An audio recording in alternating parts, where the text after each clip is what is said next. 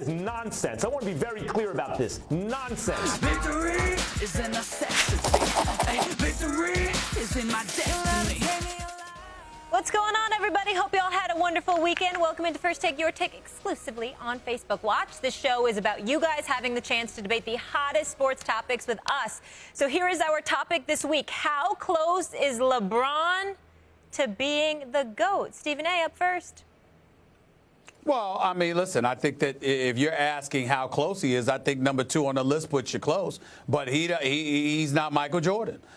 Listen, I don't care what you see from LeBron James. I take into account the early part of his career and how long it took him to get to the point that he is. I also take into account the fact that he's played in the Eastern Conference his entire career, which has been the secondary conference as far as I'm concerned, been a relatively weak conference compared to the West. And so the road less traveled is what I take into consideration. It doesn't take away from the greatness of LeBron as a talent. We all recognize that he's the best in the world right now, and we see his physique, the way he takes care of his body, just tremendous, and he deserves a lot of credit. But when I look at the GOAT, which is Michael Jordan in my eyes, I don't think there's any comparison. You got 5 NBA Finals losses on your resume. You've lost this guy lost in the conference finals to a Dwight Howard team that had no stars around him. I didn't forget that. I didn't forget the losses to Boston. I didn't forget a few of the losses. So when you talk about the greatest ever, how much closer, if you want to sit up there and say you're number 2 compared to number 1, there's nothing wrong with that whatsoever. But he's not going to get the edge to me over Michael Jordan. He never will. His peak performance will never be better than Jordan's, because in spite of what people believe, LeBron James is not getting better. He's getting more efficient on the offensive end, and he's getting smarter in terms of how he saves himself on the defensive end. But when he was in Miami and he could play, pedal to the metal for the entire game on both sides of the floor, that was the best version of LeBron we've ever seen. And the analytics say Jordan was better than that. And by the way, kids, if you lived through the Jordan era, your eyeballs would back that up. So the peak argument, that ship has sailed. The question is, can LeBron construct an argument where he's the greatest based on career value? And the answer to that is yes. LeBron can continue to add to his resume to the point where eventually you can define greatness as follows. You're going to draft one player at the beginning of their careers, and you want to get the idea in terms of greatness is who can give you the most value by the end of the career. That includes championships, winning seasons, the whole thing.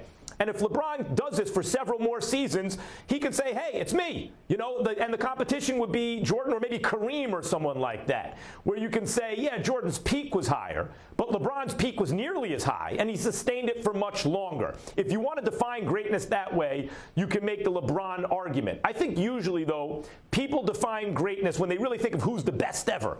They think of who hit the highest heights. And the answer to that is Michael Jordan. And unless LeBron discovers the fountain of youth and somehow gets even better as he gets older, both ends of the floor, he'll never catch Jordan. Stephen A., you think he can never catch him, even if he keeps getting rings? No. Because I don't think he's going to keep getting rings. It's just that simple for me. I have to sit up there and entertain the conversation if he takes this team and they beat the Golden State Warriors in the NBA Finals, assuming Golden State gets by Houston. I have to have those kind of discussions. Yeah. There's no doubt about that. But I can't imagine that happening. And I'm also I'm also cognizant of this fact. I'm cognizant of the fact that when we have a conversation about LeBron and what he's lacking, like the SNL skit from Saturday night, which was hilarious to me, when we have those kind of conversations, that feeds right into that LeBron narrative. It's others. It ain't me. I'm doing all that I can, so we end up talking about his greatness as opposed to talking about him coming up short again. And so there may be some legitimacy to that, but I find that very, very convenient that that's consistently the conversation that we end up having about him when you have Hall of Famers who consistently remind me we were never given that luxury. We either got it done or we were told we were held accountable because we did it.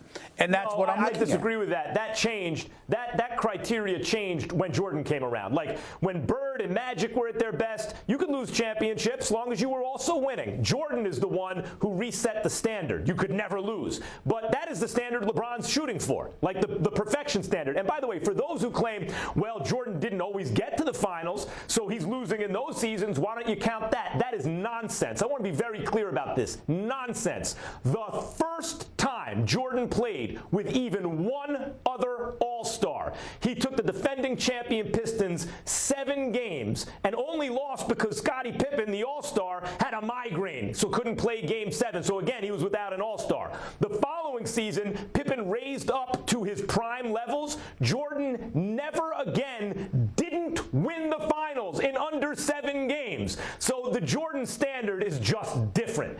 But everyone else's standard, LeBron beats.